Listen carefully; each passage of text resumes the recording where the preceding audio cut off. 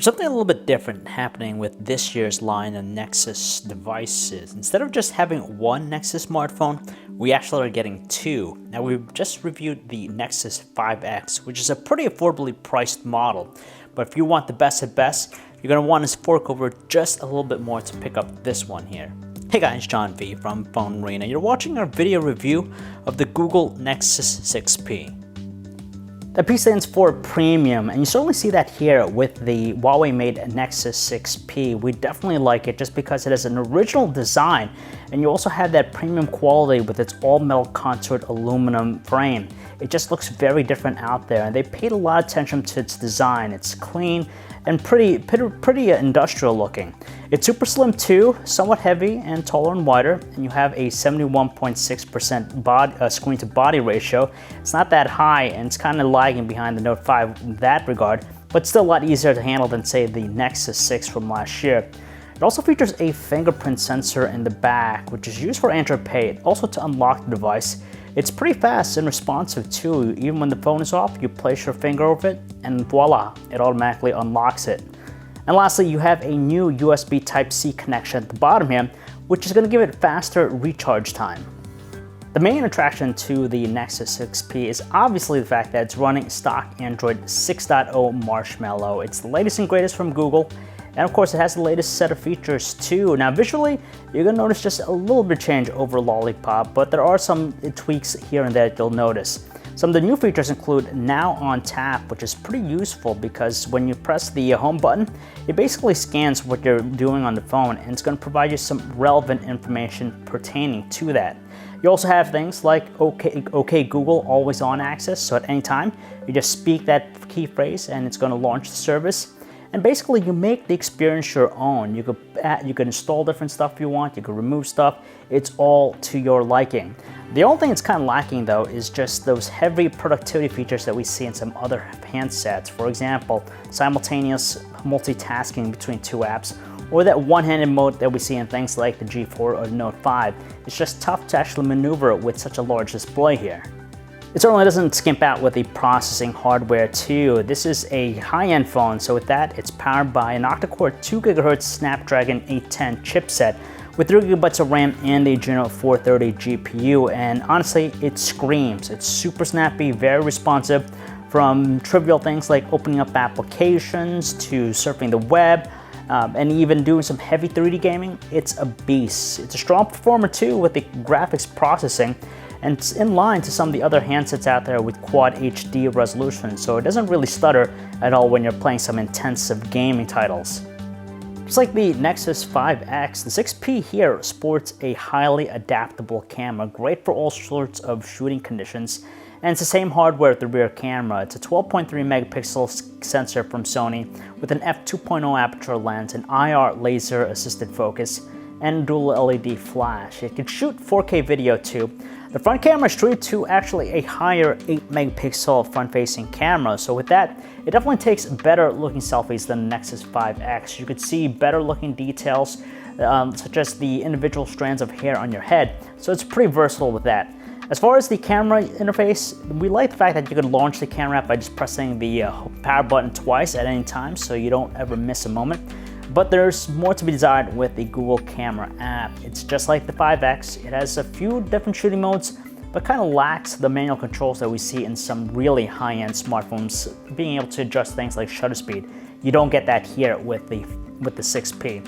But despite that, the results are actually the same as the 5X. We don't notice a whole lot different. The biggest difference between the two is related to the flash and its low lighting performance. Under those conditions, it tends to cast a little bit more noise with the shots, and colors are on the warmer, more overblown side.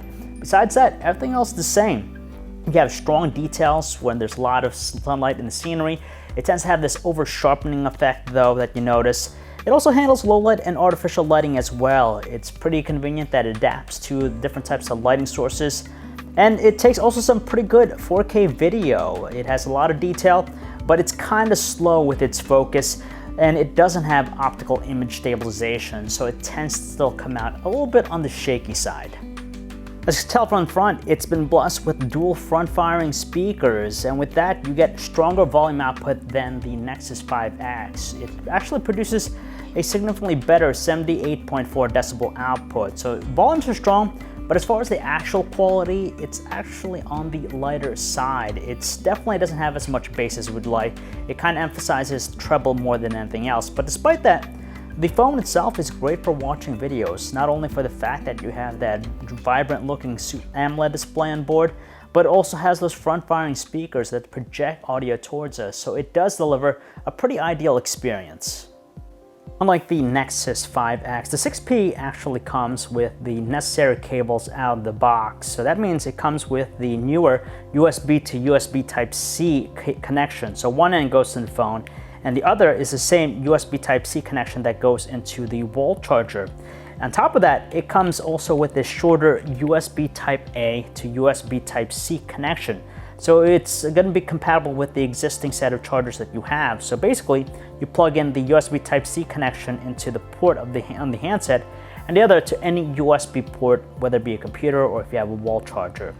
As far as the battery, it's packaged with a larger 3450 mAh battery, larger than the 2700 mAh one in the Nexus 5X. You'd think it's going to get better battery life, but it doesn't. It's actually the same. Average overall, we get 1 day of normal usage out of it. For power users, it's more than enough to get them through an 8-hour work shift, but in our battery benchmark test, it achieved the same mark as the Nexus 5X, 6 hours and 24 minutes, which is kind of disappointing. We expected more of the battery life, but luckily, it has a faster recharge time of 89 minutes, so it doesn't take all that long to get it back to 100%. Now, we haven't talked much about the display yet, and there's a reason for that. First, it's a 5.7-inch 1440 by 2560 Quad HD AMOLED screen. Of course, with that resolution, it's more than detailed, and it's pretty sharp, so surfing the web's not a problem with this one. However, it's not calibrated perfectly, so basically with that, in terms of its color production, it tends to produce these overblown, unrealistic color tones. Now, to our eyes, it looks nice and vibrant, but in reality, it's unrealistic. You tend to have like reds tend to be a little bit blood red, yellows tend to have a little bit of orange, so it's not perfectly calibrated. On top of that, it has a weaker 356 nit luminance, which is unfortunately on the weaker side. So when you're looking at it outside with the sun present, it pretty much washes out and it's tough to view. However, though, it does sport a pretty good 6700 color temperature, so it's neither too warm nor too cold, almost reaching that perfect reference value of 6500 Kelvin. And you also have a gamma value of 2.26. The overall package is still nice, despite those missed opportunities with its color reproduction and its weaker brightness output, just because when you look at it with your own eyes, it just looks good still. The other thing worth noting about the Nexus 6P is that it's also taller and wider. We talked about this earlier, but it's taller and wider than some other similar sized phones with 5.7-inch displays, like the Moto X Pure Edition and the Note 5. So there's just a lot more real estate to work with, and there's no one-handed mode, so it's tougher to operate with just a single hand. And its call quality is on the average side. It's definitely better than the Nexus 5X, but voices through the earpiece still tend to have a little bit of an artificial quality to them. Luckily though, there's not much of an issue with the speakerphone quality because the volume output is pretty strong, so in noisy environments, it's not a problem to use. It's arguably the best Nexus phone to date, eclipsing things like the Galaxy Nexus, the original Nexus 1, and even the LG-made Nexus 4. Now, it's nice that it undercuts the competition because it only starts at $500 to pick up this 32GB model. You could spend more to get either the 64 or 128GB models, but for starting costs, that really undercuts the competition, namely like the iPhone 6s Plus, the Galaxy Note 5. And being a Nexus phone, you know it's going to get updates significantly faster over other Android phones running customized experience. And that's an incentive here going with it. You get high-end specs and one of the best looking designs, original designs out there. And to Huawei's credit, they did a fantastic job designing the phone. It's definitely worth an investment if you want to spend extra money over the Nexus 5X, because this is definitely the premier Nexus phone that we've ever seen.